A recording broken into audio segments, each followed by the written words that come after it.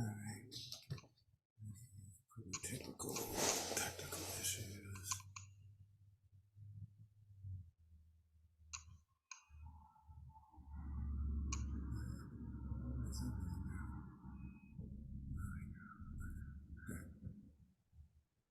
Hello.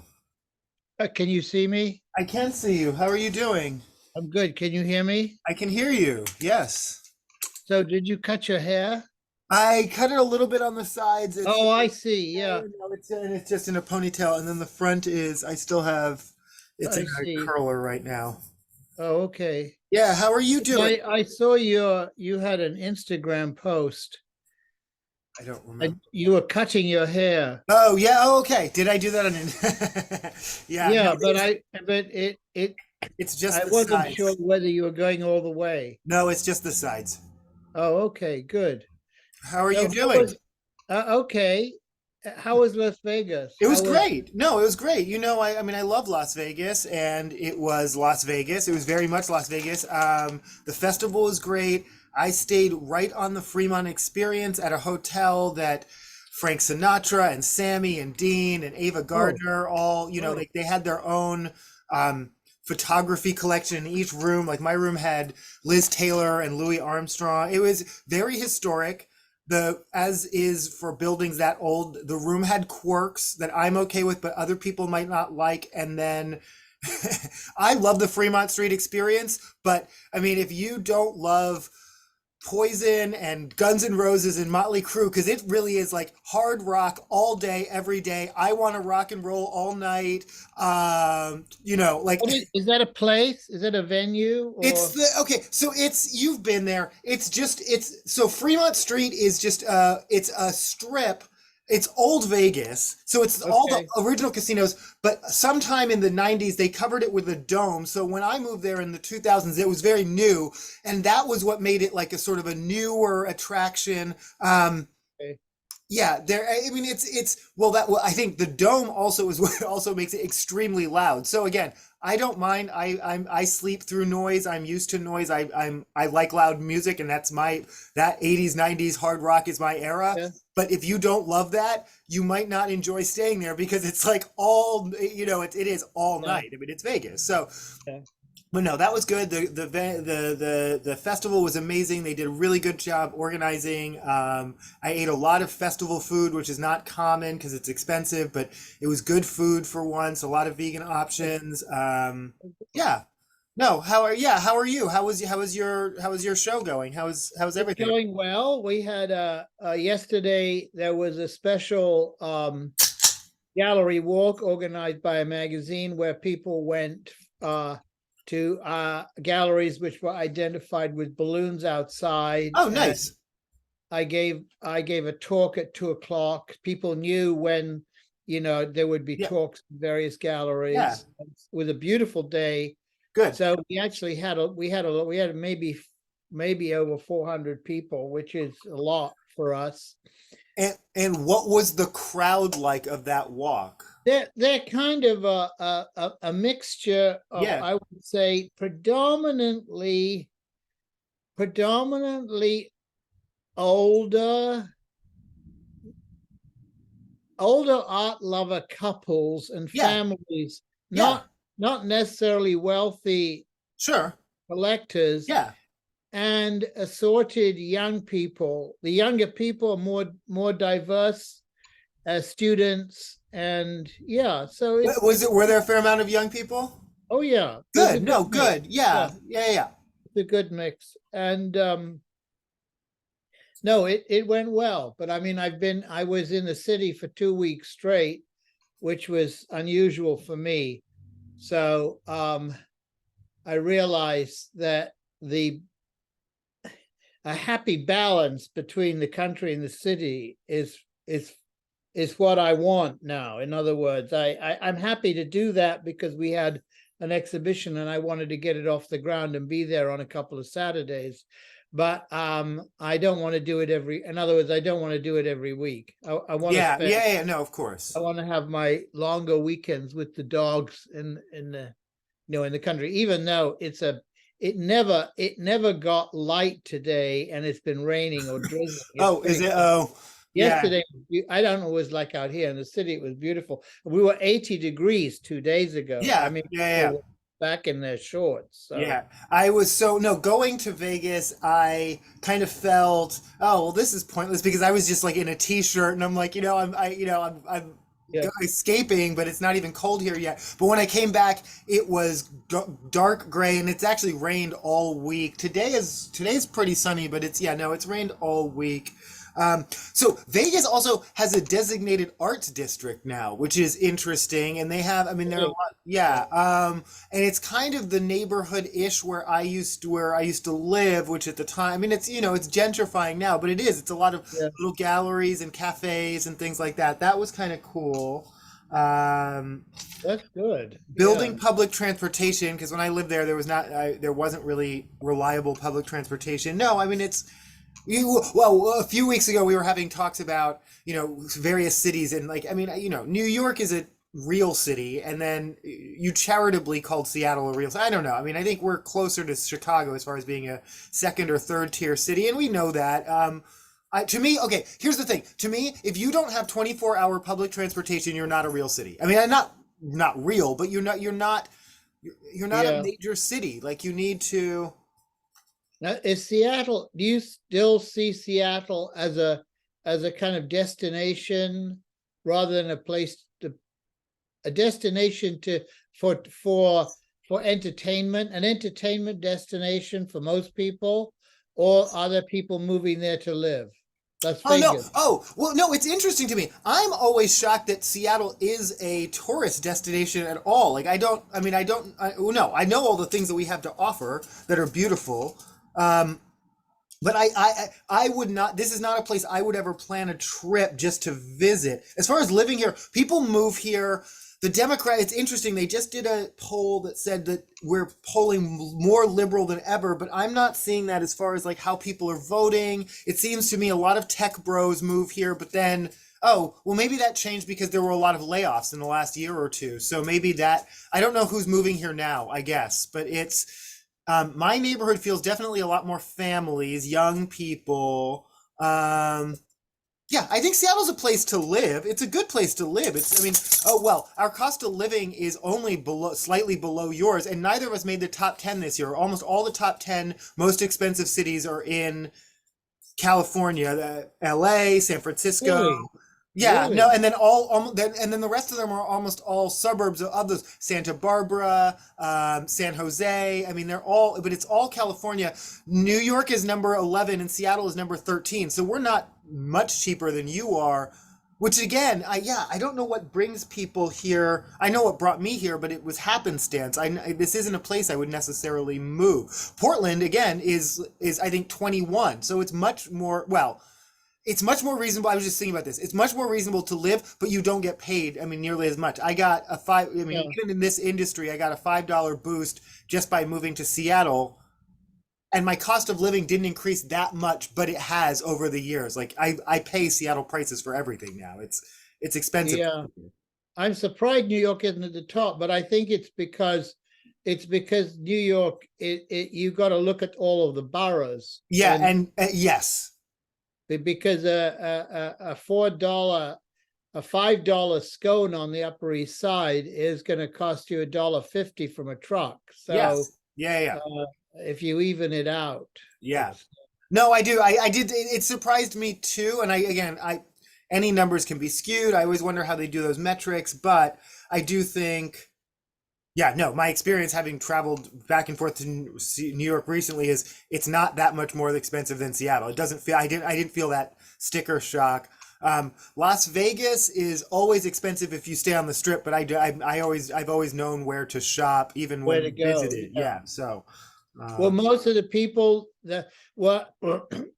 I mean, when you go to Vegas, are the most of the people that you run into are there for the day, for the week, for the weekend, or are they living there? no, I mean, I try and interact with everyone, and I talk to people like cab drivers and whatnot who are Yeah. living there. But no, well, the weird thing about going specifically for this event 2 years in a row is it takes over the whole city, and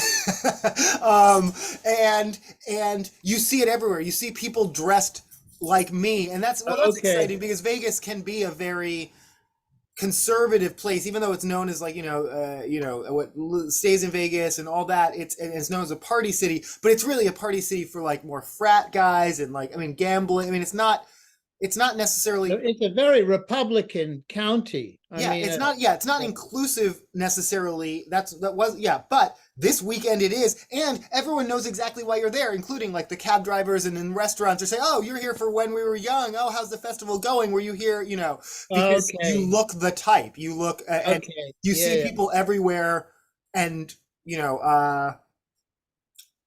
so that I like about it. And if it happens next year, I'll probably go again next year. Green Day and Blink 182 were fine. I chose the side stages. I like side stages. What Side else? What else? stages being what? Being what are side stages? Oh, well, just smaller bands, like less, like Okay, the headlining bands. The thing is, you have to you have to pack in so close to see them, or you could stay farther back, but then you're really just watching them on a video screen, and so okay, at that point you might as well just. So yeah, I chose to see smaller bands that some of whom I knew, some of whom I didn't even know. I just kind of it's a festival yeah, and they have multiple bands playing at one time, and so you kind of just go where your ear takes you. Oh, that sounds interesting, and I saw some bands I'd never heard of before and others that I'm like old favorites, but yeah, right, mostly less famous bands, not because it was yeah, Blink yeah, 182 and Green Day, and so right. but I did get to see them. I did at least peek in because you That's paid that great. money to see them. You may as Yeah, well. of course. Yeah. What else? What's going on in your life? What's going on in the news? We were interrupted when we were talking about Kusama. Oh, yes. Okay. No. Yeah. Yeah. I did some more reading Go. about that. But I don't want to dwell on it too much. But it's very clear from plays she wrote, novels she wrote, that she was and she lived in New York. That Hmm.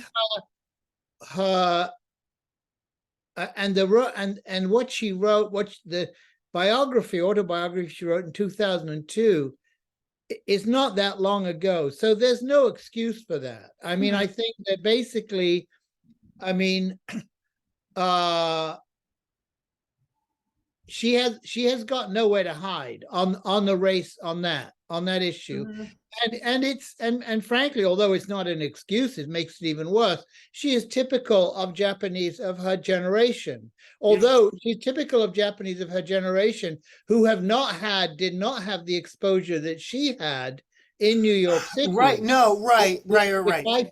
I find basically even worse, because she came here. It seems she came here with prejudiced ideas, Yeah. and she reinforced them. Well, she reinforced the stereotypes that her Japanese audience would be already ready to receive. Yes, but yeah, okay, and and here I'm torn because I really I don't know what I'm gonna do with I'm a fan, and and no, I agree. But There's no that's different. That's different. no art versus the artist, and so no, I know, but no, I agree. There's not really any defending any of it. It's not there's not, and here are two things that really make me want to, and again, I I, I refuse for this or for Kanye West or for anyone. Mental health doesn't cause racism. Mental health doesn't cause bias. Mental health doesn't cause, violence. Mental health doesn't cause a lot of things. Mental health, and I refuse to let that be as an excuse. But here are two things about her. She's not just these biases, and I agree with you. She brought her biases. If you have your biases, then your worldview is going to be filtered by them, and then you're going to carry them with you. And but she's a misanthrope. She hates everyone. If you watch any interview with her, she hates people, society. And here's again, it's not just mental health, but she retreated not just back to Japan, but to a mental institution where she's chosen to live to this day. She still lives in a mental institution by her own choice. No one's committed her. It's not Britney. Because she hates society. Because she hates society. And so that's not like, therefore I forgive her biases, but her biases are very, very strong. Her biases, and again, some of that I actually identify with. It's hard. But again, none of it is an excuse. None of it is. I don't know.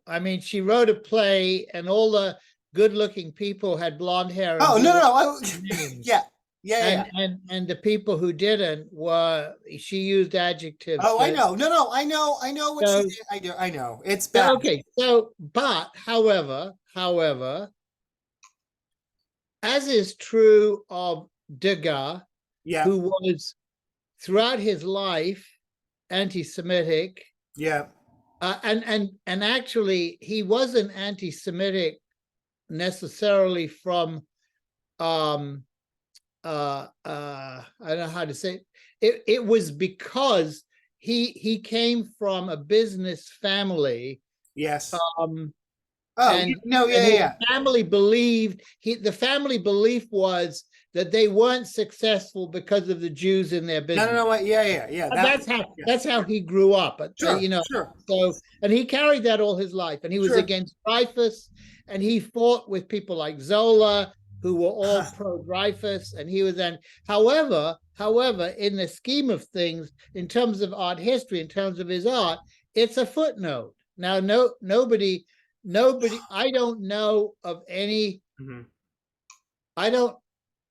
I mean, I've sold works by Degas all my life, and I have never had a Jewish collector say, "I'm not going to buy Degas," because they knew he was anti-Semitic. But do you think it's because they know and don't care? But do you think it's because they? Some didn't know, Yeah, some knew and didn't care. yeah. Uh, because it's it's a foot. It's a footnote. So Kusama's reputation historically as an artist is not going to rest on this issue. No. It's gonna, when she dies, it will probably be in all her obituaries. But 10 Yes. years later, museums or people who are organizing or not, whether her work lives on in importance or visibility, ultimately will have nothing to do with that. Okay, but what do you? Okay, how about specifically the fact though she is well known as the world's most Instagrammed artist. So her fan base is young and progressive. Do you think that's going to make a difference? Do you think they're going to turn on her, or do you think? I don't think they'll turn. Well, I don't think they'll turn on her. I think that.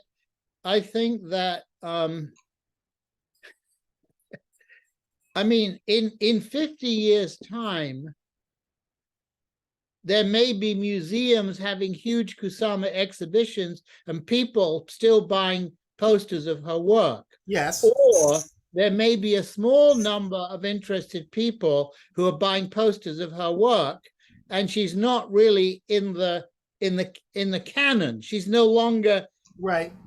in the, because the list gets shorter and shorter. And no, okay, and we've talked about the list with music, and I've seen it for my own generation. And I was just talking about it, like the four hard rock songs that they now play to like represent a generation. They play them over and over and over. But you talked about this specifically for movies or TV commercials or whatever, songs from your era, the '60s that get sort of, it gets pared down and down. There was a wide breadth of music, a wide breadth of fashion, a wide breadth of whatever, but then what gets sort of the touchstones of how it gets depicted in a certain way gets sort of honed down to a very specific, the same songs over and over, whether it's, Born to Be Wild by, or what, the same, because and it kind of drowns out all the other gems. I mean, there were great music that that I know because I grew up on what was then oldies, but yeah.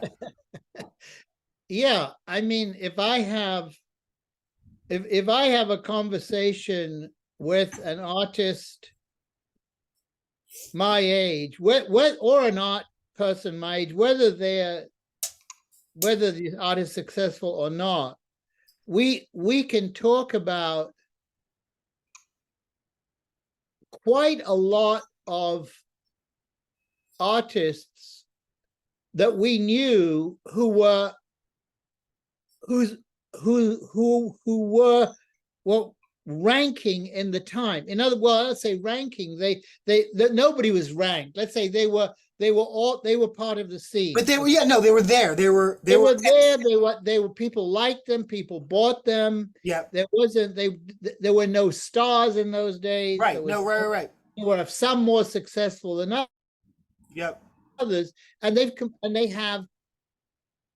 I mean, even I could go to young art historians who may, unless they really had done a thesis on the 60s, they wouldn't know them either. They still wouldn't know them. They're so they have gone from being from having careers to being completely obscure. Yeah, no, and that's interesting to me too, because and again, to the parallel for me is music in Santa Fe or San Francisco in the 90s, bands that literally played side by side, or one band that was actually played, this band was a headliner, this band played under them, but now everyone remembers this band, and this other band has it's faded to obscurity, and it's just because of whatever the refining of the collective memory, whatever that process is.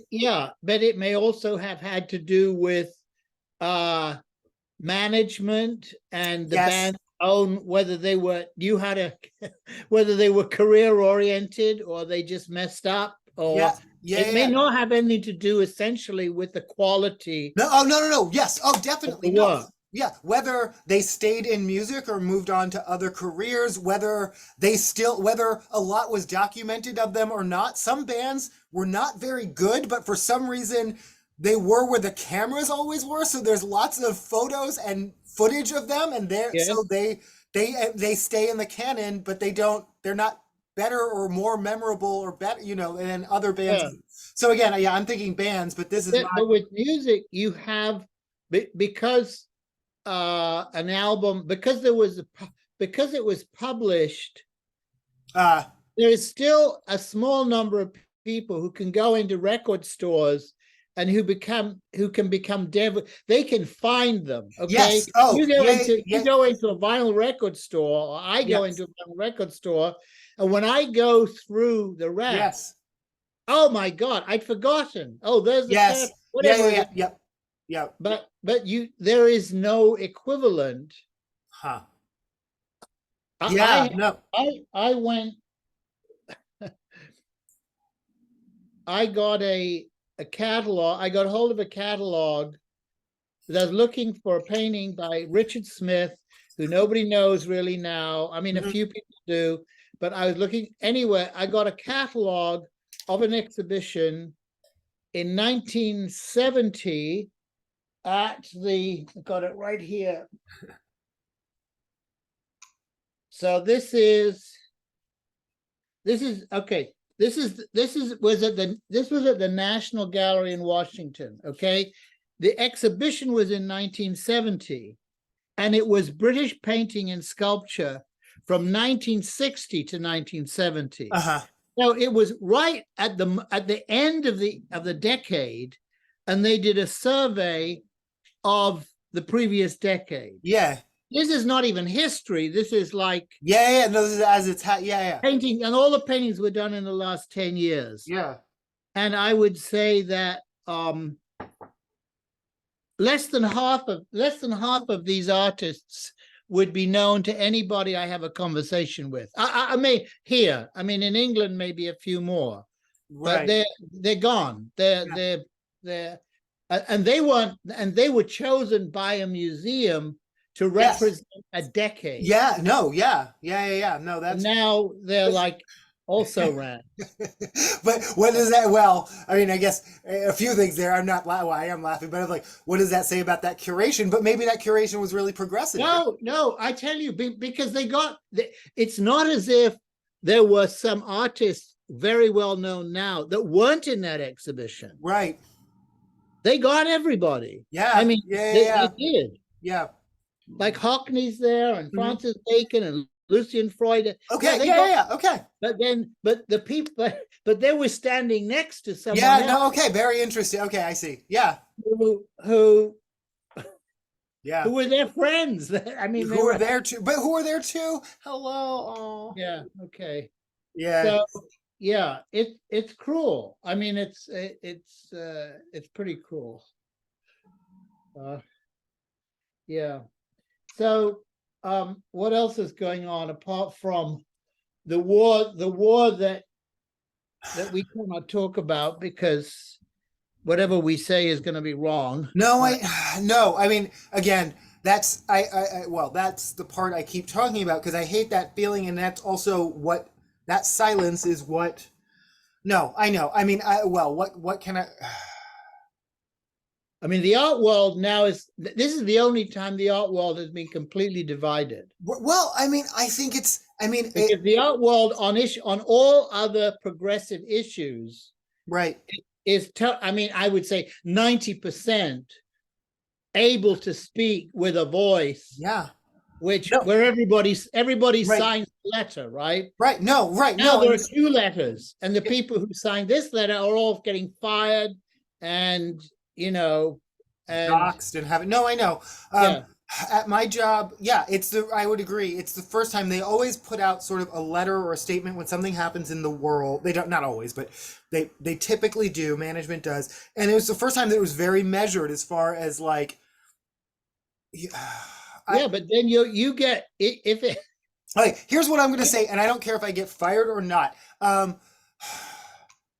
The Israel Defense Force keeps using, and no, and I agree. I understand Hamas is using people as human shields, but they're saying, well, the hospital has tunnels under the hospital. The residential neighborhood has tunnels under the hospital. Well, that tells me then you can't indiscriminately bomb because you're not. There are people between you and those tunnels with the bombs in those tunnels. So you need to find a different way. I get it that the tunnels, and the Hamas, and I get it, but I actually almost don't believe anybody because because a war now is propaganda. mm-hmm. So whatever we're told about how atrocious the other side behaves, I don't know if that's true. I did hear on the radio an interview 3 or 4 days ago with a doctor who is he'd been he was no he was an American but Palestinian, and he'd lived there for 30 years. Yep. And he had been the chief medical officer at the biggest hospital. Yep. And he said, I have been in that hospital for 30 years. I have been in every part of that hospital. I have been in the basement of that hospital. I've been in every room in that hospital. And he said, and I have never seen anything to do with any kind of military activity. He could be a spy. He could be lying. He could be. No, I know. Yeah. But there was a grain of truth to what he said. And I just think that both sides will propagate. I agree. As propaganda to justify whatever they're doing. But again, right? Okay, but all right, but no, just to clarify, when you say both sides, there are there's Israel Defense League, there are Israeli civilians, there are multiple sides. There's Hamas, and then there are Palestinians who are just caught in they have no sides. They have no communication. Who are just they're cannon fodder. Yeah, and so I do think that's a war crime. I'm sorry, I think that's a war crime. Yeah, I think it's a war crime for Hamas to kidnap old people and butcher babies. That's one war crime does that mean that you can then? Right, and no, I mean, but no, back to like not even allowed to talk about it. So I'm listening to the radio. It's the BBC, who I respect. They've invited a person on to express their perspective, and then they repeatedly interrupt them to question. So the statement they were making was, of course, communications were cut off on purpose, which turned out to be true. But did anybody doubt that? Well, yeah. Well, the BBC did openly, and they interrupted the person they invited to talk about. Like, I mean, it's so that's a no-brainer. They cut off the communications, and they cut off the lights, and then they go in. I mean, right. I mean, yeah. And that's what you would have done in the Second World War if they were trying to take over a German city or something, right? Cut the electricity and move in with the tanks. I mean, yeah. Yeah, yeah. But again, you know, you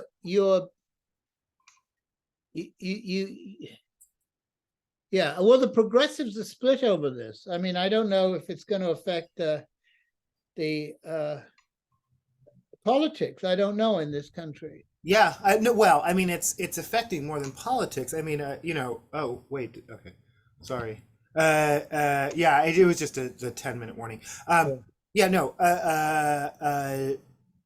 Jewish rabbi was killed, a Palestinian or a Muslim boy was killed. I mean, it's in Oh this yes, country. yes, yes, In this yeah, country. I mean, yeah. it's terrible. Yeah, no, I mean, it's serious, and this is the most divisive thing that but it's also, we're in a most divisive time run by people who fuel that, and a media that fuels that, that doesn't even know how to not fuel that, doesn't even know how to anymore not give. They're not doing it. I don't think the media, any of them, are evil, or I think they don't know how to not give. I mean, even myself, even right now, like, we're probably, this conversation 10 years from now will be analyzed like, I don't know, like, it's it's a very difficult time. It's a very difficult time. I don't know, and yeah, like you said, it's never ever in my history of life any topic like this. I mean, you have a guy who's now Speaker of the House who is Oh, election denier, anti everything. I mean, he's just like, yeah, no, no, no. he's Well, a no. religious zealot. He's a Okay, Christian no, right, no, okay, and he has a zealot. boring name, and he wears glasses, so none of. And I rant about Ron DeSantis all Yeah, the time. yeah. I rant about all those guys. He slipped in under the radar. I didn't catch He's this guy. I didn't know this guy. I was like, oh, he's a mild mannered Christian nationalist zealot. well, that's what they said. He dressed like he dressed like Clark Kent, and we fell for the disguise, or someone fell, or we just didn't even, we weren't paying attention, but they knew what they Well, were I doing. don't know if there's anything we could do about it. I mean, Well, Hakeem right. Jeffries can't has to shake his hand and say, welcome to the table. But he's been voted. But whether he lost 3 days or not, we'll find out this Oh, week. well, right. But no, and then, but I mean, and what that means, if he does or if he doesn't, either way it's chaos. What do you think? Okay, so Mike Pence dropped out, Larry Elder dropped out. Is this response to Mike Johnson? Is this them just accepting this is the party now? This is Yeah, I think Mike Pence certainly more or less said. I mean, he was hired by Trump to be the fig leaf of the old Republican Party, right. to keep the moderates or the true conservatives Hmm. on board his campaign. Yes. But he doesn't. Nobody needs that anymore because the Yep. Republican Party is now owned by Trump, and Yep. Pence's form of conservatism, which we thought was bad enough. No, I'm serious. Yeah, We no, I know thought I'm that was laughing, bad. but I'm not. No, yeah, no, he's. But at least it seemed to be principled. No, we didn't agree with it. But But yeah, no, it it was was. Yeah, yeah, principled, no, right? right. Fiscal, whatever it was, balancing the budget. I Yeah. mean, he wasn't against he was probably against No, abortion. he was very, and he was very anti-gay. I mean, he's very like Christian. Okay, He was terrifying enough, but you're right. but his It time, was within a framework of logic, not just like yeah, slash and but burn, his time is destroy. gone. He admitted it. He said, "This is not my time." Yeah. So that means it's not Mitt Romney's time. It's none that those old Republicans or what I knew and what you grew up imagining a Republican was Yeah. doesn't exist anymore. It's now actually they're radical. They're Though, okay, but again and again, I as I was always surprised to you, but I was raised in a Republican, or around Republicans. I know Republican, and even the good old days were coming. Remember, I mean, Nixon was a huge liar. Reagan, I said I don't recall 138 times in 8 hours, and so it's not like it suddenly became the party of like losing value. It's always been the party of. I mean, it's been for a long time of papering over a lack Well, okay. of credibility. So now the mask is off, right? Right. Yeah. Yeah. Yeah. Yeah. Yeah. So the Yeah. mask is off, and now we see this kind of it's now Matt Gaetz. Now the mask is off, and you got Matt Gaetz, right? Yep. Who Yeah. who goes on, who rushes from the floor of Congress to Steve Bannon's bunker to crow and boast about who he's recently, done in or voted against or Mhm. but I don't know. What I relished actually was the Michael Cohen Donald Trump showdown. I wish I'd been in the room with the two of them, Yeah. because these are two New York guys. I mean, this is Yeah. this is Yeah. a local. This is local. Yeah. No. Yeah. Yeah. Yeah. No. Yeah. I think all of that is good. Yeah. And yeah. Yeah. Yeah. I Yeah. just don't know if they can get anybody better than Michael Cohen to play Michael Cohen in the movie. I mean, Right. Yeah. Yeah. the Yeah. real challenge. It's going to be a real challenge. There are a lot of Donald Trumps, but I don't know if there are a lot of Michael Cohens. They got to get the nasal. They got to get the pitch and the. Yeah. Yeah. Yeah. But no. Okay. Well, no. They've asked of all people, Trump or his legal team, whether to allow cameras in. I'm sure he's going to say yes. The prosecution says no. But for what? For which Oh, and one? for the trial, for one, I'm not even sure which one, but one of the trials. Well, it has to be it'd have to be a state trial because federal No, one. no. Well, it's a freedom of information. I think it's the New York Times has filed a freedom of information. I think Oh, it is one of the federal ones saying because it's of public interest because he is a public figure, Oh, I which see. is, I think, again, this is the media giving him too much attention. This is what he wants. This is Maggie Haberman. But I mean, he can get up on a podium for 40 minutes. Can he sustain day after day after day? He can sustain dirty looks, and he can sustain the charisma needed to. He has the makeup team. He has the hair and makeup team that no one else in that courtroom has, including the judge. I didn't know that. He did. What do they hide in the car? Right. Are you doing anything for Halloween? No. No. Yeah. Are you in the city this week? But you're not going. You're going to be back next I'll week. be in the city. It's Tuesday, I think. Yeah, I know. Yeah. Is it Tuesday? Mm-hmm. It is.